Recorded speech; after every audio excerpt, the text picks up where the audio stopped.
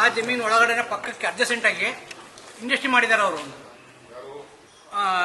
JDSನವರು ರೇವಣ್ಣ ಸೇರ್ಕೊಂಡು ಅದನ್ನ ಎಷ್ಟು ಇದು ಮಾಡ್ಕೊಂಡು ಮಾಡಿದ್ರೆ ಗೊತ್ತಿಲ್ಲ. ಬಟ್ ಈಗ ಅಲ್ಲಿ ನಡೀತಾ ಇದೆ. ಉದ್ಘಾಟನೆಗೆ MP ಕರ್ಸೋ ಇದು PM ಕರ್ಸಬೇಕು ಅಂತ ಹೇಳಿ ಮಾಡ್ಕೊಂಡಿದ್ದಾರೆ.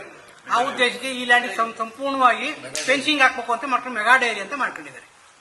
ಮೆಗಾ ಡೈರಿಗೆ PM ಕರ್ಸ್ತೀವಿ ಅಂತ ಹೇಳಿ ಇದಕ್ಕೆ ಕಾಂಪೌಂಡ್ ಹಾಕಕ್ಕೆ ಅಂತ 3 ದಿವಸದ ಅಧಿಕಾರಿಗಳು ಕರೆದು ಮೀಟಿಂಗ್ ಮಾಡಿದ್ದಾರೆ.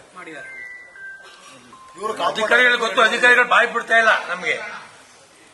ನಮಗೆ ಎಕರೆಗೆ 15 ಲಕ್ಷದಿಂದ 20 ಲಕ್ಷ ಕೊಡ್ತಾ ಇರೋದಣ್ಣ. ಎಕರೆಗೆ ಗುಂಟೆಗಿದೆ ವ್ಯಾಲ್ಯೂ ಅಲ್ಲಿ ಪಾಣಿ ಬೇರೆ ಹೊಡೆದಿದ್ದಾರೆ.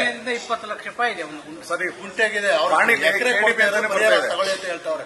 KDP ಅಂತ ಬರ್ತಾರೆ ಅಂತ ಹೇಳ 20-25 ಲಕ್ಷನ ಆ ಪರಿಹಾರ ತಗೊಳ್ಳಿ, ನಿಮ್ಗೆ ಸೈಟ್ ಕೊಡಕ್ ಬರಲ್ಲ ಅಂತ ಹೇಳ್ತಾರೆ.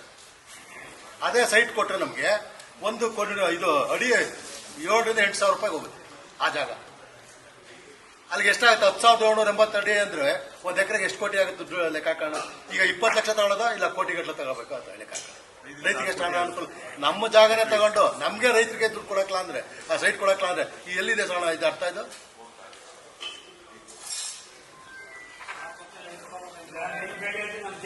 ದುಡ್ಡು ತಗೊಂಡಿಲ್ಲ. ಪಾಣಿ ಮೇಲೆ KDP ಅಂತ ಹೊಡೆದವ್ರೆ. ಕೋರ್ಟ್ ಹಿಡಿದ್ರು KDP ಅಂತ ಹೊಡೆದವ್ರೆ. ದಬ್ಬಾಳಿಕೆ ಅಧಿಕಾರಿ ಕೇಳಿ ಸರ್, ನೀವು ಪ್ರಶ್ನೆ ಮಾಡಿ ಸರ್. ನೀವು ಕೋರ್ಟ್ ಹಿಡಿದ್ರು ಯಾಕೆ KDP ಅಂತ ಹೊಡೆದ್ರು ನಮ್ಮ ಪಾಣಿ ಮೇಲೆ?